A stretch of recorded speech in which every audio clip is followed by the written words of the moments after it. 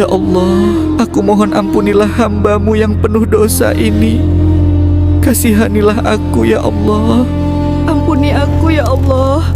Aku mohon, hentikan siksaan ini. Panas sekali di sini, tolong aku. Ya Tuhanku, terimalah taubatku. Kasihanilah hamba-Mu ini. Pernahkah kita merasa hidup terasa berat tanpa sebab? Rezeki terasa sempit, hati mudah gelisah. Ibadah terasa hambar. Ya Allah, ya Rab, aku datang doa lagi dengan seperti dosa yang tidak sama. sampai ke Ampuni langit. aku mal ya Allah. Padahal kita merasa tidak pernah melakukan dosa besar. Tidak mencuri, tidak merampok, tidak menyakiti siapapun secara terang-terangan. dosa-dosaku. Lalu Aku sendiri kenapa yang hidup di terasa kegelapan semakin jauh dari ketenangan? Mungkin bukan dosa besar yang menghancurkan kita, tapi dosa kecil yang setiap hari kita anggap biasa, yang kita lakukan sambil tersenyum, tanpa sadar justru sedang mengikis cahaya di dalam hati kita. Kemarin dia Banyak lupa orang berkunci takut lagi. kepada dosa Iya, besar, selalu aja begitu. namun Kenapa? sedikit kita ada yang ingetin. takut kepada dosa Kasian kecil. ya. Kita ngomongin Padahal siapa ya, si kurang ajar dosa itu kecil Iya, itu yang seperti selalu telat dan tetesan malas air gerak. di atas pasti. batu. Betul, pasti ngambek lagi di Satu belakang. tetes tidak terasa, dua tetes tidak terlihat. Namun, bertahun-tahun kemudian, batu yang keras pun bisa berlubang. Begitulah hati manusia. Bukan langsung rusak karena satu kesalahan besar, tetapi perlahan, karena kebiasaan kecil yang terus diulang. No, please let me go. I'm sorry. Akhirah, repent. Help me. Help. Allahu Akbar. Subhanallah. Alhamdulillah. Allahu Akbar. Rasulullah, Nabi Muhammad, pernah memperingatkan umatnya agar berhati-hati terhadap dosa kecil yang dianggap remeh. Karena dosa kecil yang dikumpulkan akan menjadi kehancuran. Hadis ini diriwayatkan dalam Sahih Bukhari dan juga Sahih Muslim.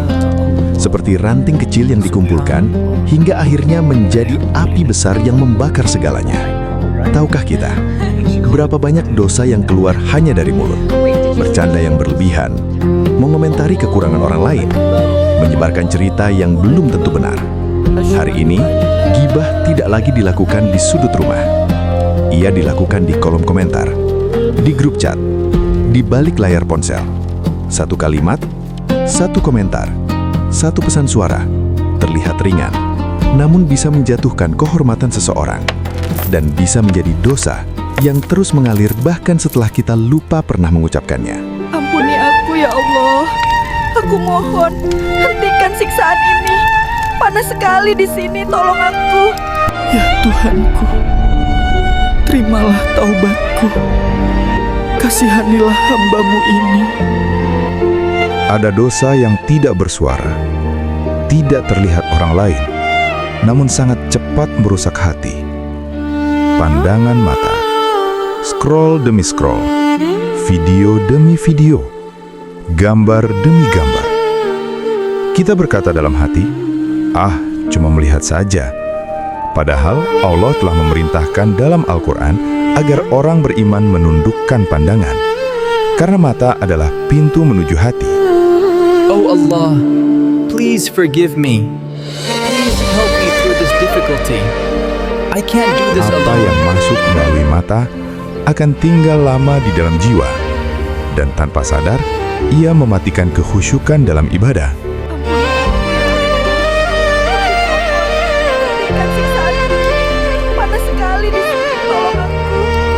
Bukan meninggalkan sholat, hanya menunda. Tunggu sebentar, masih ada waktu. Satu video lagi. Lalu azan berikutnya sudah datang. Tanpa sadar, yang kita tunda bukan hanya sholat, tapi pertemuan dengan Allah. Dan hati yang sering menunda ibadah, perlahan akan kehilangan rasa rindu kepadanya. Mengambil sedikit barang kantor, menggunakan fasilitas tanpa izin, membohongi recehan kecil. Nilainya mungkin tidak seberapa, namun Allah tidak menilai besar kecilnya nominal. Allah melihat kejujurannya, karena yang kecil, jika terus dilakukan, akan membentuk karakter. No, please let me go. I'm sorry. Akhirah, repent. Help me. Help. Mengapa doa terasa lama dikabulkan? Aku menyesal. Mengapa hati mudah marah? Mengapa ibadah terasa berat? Bisa jadi bukan karena Allah jauh, tapi karena hati kita tertutup. Bukan oleh satu dosa besar, melainkan debu dosa kecil yang setiap hari menempel, sedikit demi sedikit, sampai cahaya itu redup. Allahu Akbar. Subhanallah. Alhamdulillah. Allahu Akbar. Namun kabar baiknya, Allah tidak pernah menutup pintu kembali. Selama nafas masih ada, ampunan selalu terbuka. Istighfar, meski hanya pelan di dalam hati. Air mata taubat, meski hanya satu tetes, bisa menghapus dosa yang bertahun-tahun kita bawa. Ya Tuhanku, terimalah taubatku. Kasihanilah hamba-Mu ini. Mulailah dari hal kecil. Jaga ucapan, jaga pandangan, perbaiki sholat, dan biasakan meminta maaf. Karena perubahan besar selalu dimulai dari langkah kecil. Ampuni aku ya Allah. Aku mohon, hentikan siksaan ini. Panas sekali di sini, tolong aku. Dalam Al-Quran, Allah berfirman, "Wahai hamba-hambaku yang melampaui batas terhadap diri mereka sendiri, janganlah berputus asa dari rahmat Allah. Sesungguhnya Allah mengampuni dosa-dosa semuanya." Quran Surat Az-Zumar ayat 53. Ini disebut para ulama sebagai ayat paling penuh harapan. Artinya, dosa sebanyak apapun, selama belum meninggal, taubat tetap diterima. Ya Tuhanku, terimalah taubatku. Kasihanilah hamba-Mu ini. Saat manusia merasa dirinya terlalu kotor untuk kembali, Allah justru memanggilnya dengan lembut. Wahai hambaku, bukan wahai pendosa, bukan wahai pelaku maksiat, tetapi hambaku. Ya Allah, aku mohon ampunilah hamba-Mu yang penuh dosa ini. Kasihanilah aku ya Allah. Allah Subhanahu wa Ta'ala berfirman dalam Al-Quran, "Barang siapa melakukan kejahatan atau menzolimi dirinya, kemudian dia memohon ampun kepada Allah, niscaya dia mendapati Allah Maha Pengampun lagi Maha Penyayang." Quran Surat An-Nisa ayat 110.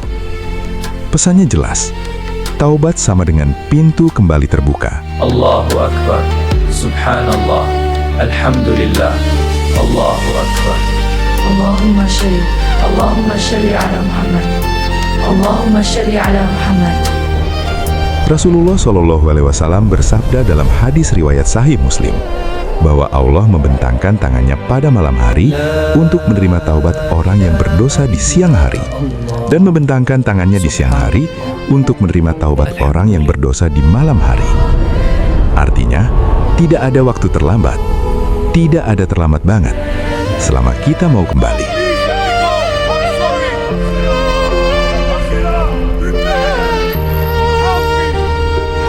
Bahkan, ada seorang lelaki yang membunuh 100 orang, 100 nyawa. Namun ketika ia ingin berubah, Allah tetap menerimanya. Hadis ini diriwayatkan dalam Sahih Bukhari dan juga Sahih Muslim.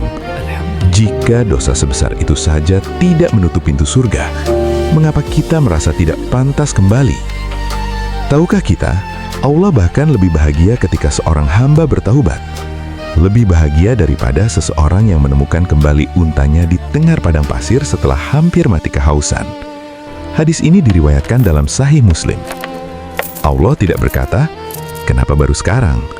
Allah tidak berkata, "Kamu terlalu banyak dosa." Allah justru bergembira saat kita berkata, "Astagfirullah." Ya Tuhanku, terimalah taubatku. Kasihanilah hamba-Mu ini. Oh Allah, please forgive me. Please help me through this difficulty. I can't do this alone. Mungkin malam ini adalah kesempatan terakhir. Tidak ada yang tahu.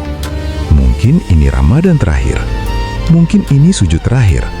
Mungkin ini kesempatan terakhir Allah mengetuk hati kita. Ampuni aku ya Allah. Aku mohon, hentikan siksaan ini. Panas sekali di sini, tolong aku. No, please let me go. I'm sorry.